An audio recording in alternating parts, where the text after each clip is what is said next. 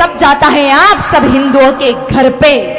एक भी इंसान हाथ खड़ा करके ये नहीं कह सकता कि मैं शुद्ध शाकाहारी हूं, क्योंकि सबके सब मांसाहारी हो। सुबह उठने से लगाकर रात को सोने तक जितनी भी वस्तुओं का इस्तेमाल करते हो, कहीं ना कहीं गौ रक्त गौ चर्बी का इस्तेमाल किया जाता है। सुबह उठते ही सबसे पहले टूथपेस्ट लगाते हो, आप दांतों को साफ करते हो। टूथपेस्ट में जो कैल्शियम होता है मेरे भाई बहनों, कैल्शियम बनता है गाय माता की हड्डियों के चूरे से। उसके बाद आप साबुन का इस्तेमाल करते हो, साबुन जो इस्तेमाल किया, बड़ी बड़ी कंपनियों के बड़े बड़े साबुन होते हैं, उसमें मेरे भाई बहनों गाय माता की चर्बी का इस्तेमाल किया जाता है।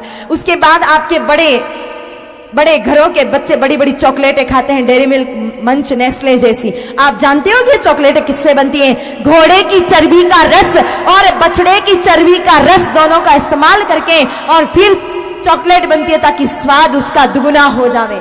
आप लोग जो ब्रेड खाते हो सुबह उठ करके नाश्ते में, ब्रेड में गैया की चर्बी होती है। आप लोग माताएं खुद के तन को सजाने के लिए लिपस्टिक लगाती हो, उसमें लुब्रिकेंट्स होता है, उसमें गाय माता की चर्बी होती है।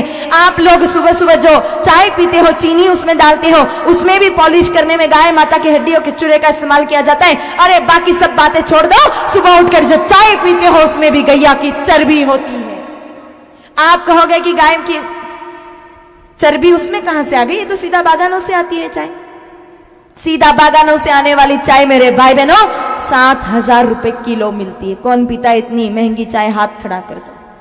सब कचरा पी रहे हो, कचरा, और उसमें चर्बी होती है। अगर विश्वास ना हो तो आप लोग 1996 में 1996 में एक बहुत बड़ा लेख छपा था, मीडिया में छपा था बहुत, और संसद तक भी मामला उठा था। कई लोगों को याद होगा कि 1996 से पहले जितने भी ये चाय बनाने वाली कंपनियां थी, टी प्रोसेसिंग कंपनी, ये जितनी भी खराब चर्बी थी उसको खरीद लेते।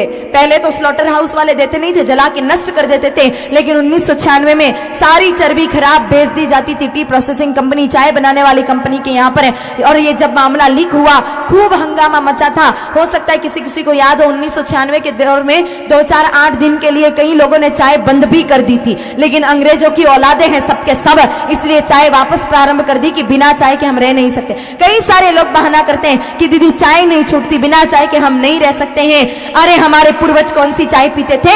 ये चाय तो अंग्रेज आए तब साथ में लेके आए, उससे पहले तो कोई चाय हुआ ही नहीं करती थी, लेकिन फिर भी तो हमारे